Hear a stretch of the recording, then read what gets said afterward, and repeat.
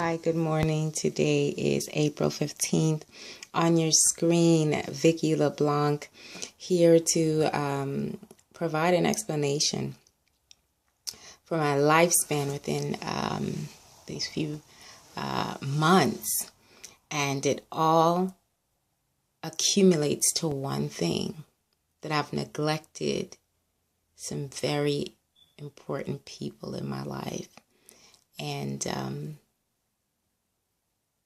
some approaches that I've taken towards my mother. I think I can pose that as a secondary because when we are in a supportive relationship, it's healthy to serve until a certain point. So there's a cycle. And I introduce that to you because those circumstances are happening in a certain sphere. We will continually ask ourselves as individual why, the question why. So I've been back on Facebook, and I've now come to realize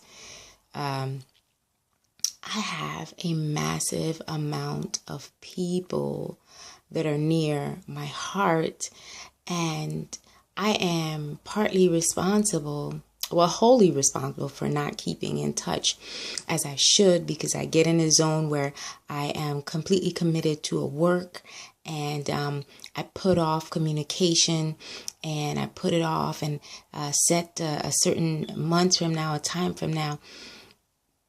And just simply seeing the pictures and connecting to the warmth of the relationships that I've let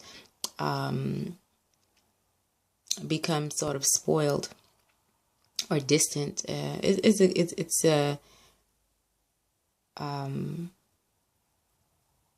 It's pleasing.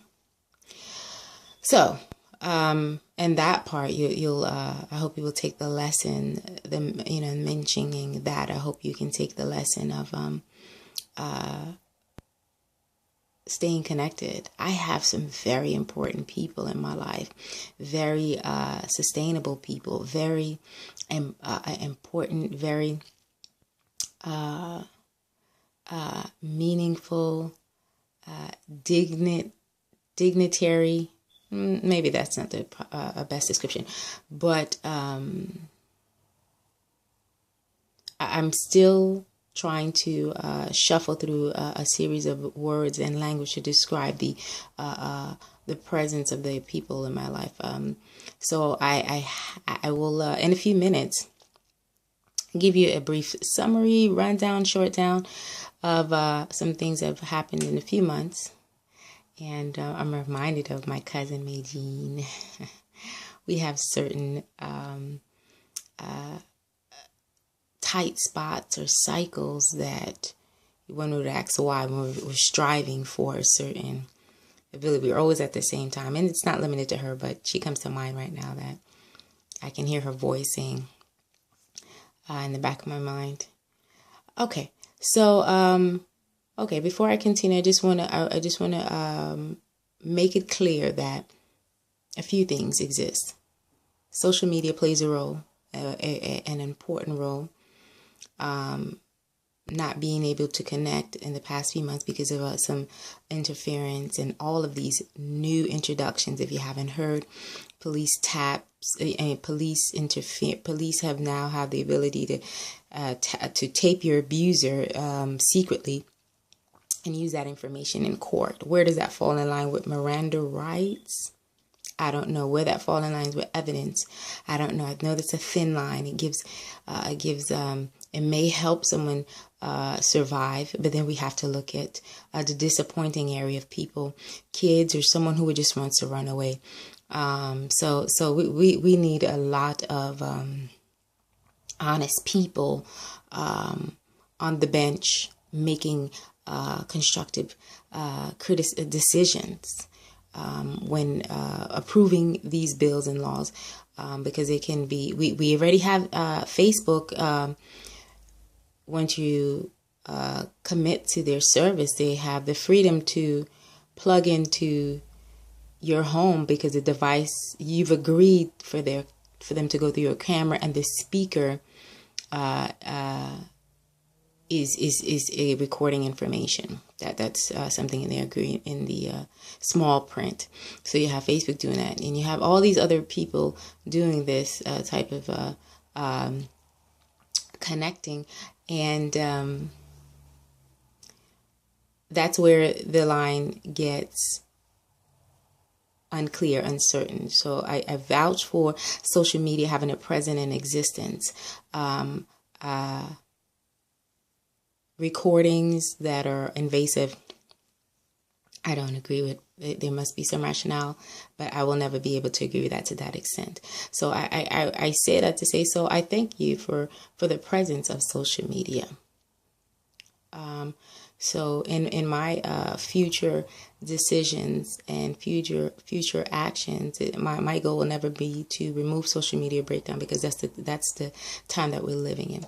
Okay, so I'm thankful that all my family members, I have a lot of family, and then again, I'll just have to clarify that if I was in connection with my family the way I should have been,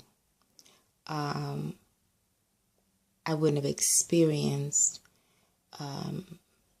the degree of assault that I did and that I've recently experienced. So this is a lesson learned, and I think that I'm an epitome of a lesson, a book. Yeah. So one may see me and may think that I have a striking look, but my story is a striking heart, and I'm very self-aware. So being psychotic is not psychotic, bipolar, any mental. For those who have it, their mental hygiene, remedies for them. But that's not my story. So I want it to be known that even though with everything coming towards me, I'm glad that my cerebellum is still intact. The mental compartments are still functioning and flowing as they should. So I'm able to stand firm and attack a goal and a plan. The latest events that push me to see that I have some work to do. I have some mending of relationships to do. I'll go back. It's an altercation, dispute with my mother and I, and she has different religion practices. I'm a Christian, for anyone that doesn't know. That's just a faulty person who depends on God. So take that as you wish. And I was in the process of taking my son outside for playtime. He decided to go to the neighbors. I came back into the home to pick him up and go back outside for, to run an errand. And I noticed my mom was, into certain activity that I didn't agree or approve of. So I cannot say direct her path or her life, but I can intervene with my son. So I asked him to stay in the room with me, to go take a shower, come in the room with me. As a matter of fact, let's just read some supportive sentences, word measures from the Bible. And he said no. He said no very firmly, very rudely, and decided to run out the room. I'll pause right there. As my son, again, diplomacy is approved by myself in our relationship, but he doesn't have the right to tell me no and run away and think it's okay. So anyway, from that, centripetal force or velocity just supported a myriad of explosions in the home. And my mother came out. She became very loud and very aggressive, and locked the door and became very dominant with my son's response and wanted to support him. So then the two of them now are deciding to come against my parental role. In that, I went through a bout of rage. I actually attempted to slam the door down, break the door down, and have it be known that this is it. My son is going on 10. I'm 36. As my mother, I respect you. And from the Caribbean, parents we're rough, we're struck, we're rough, and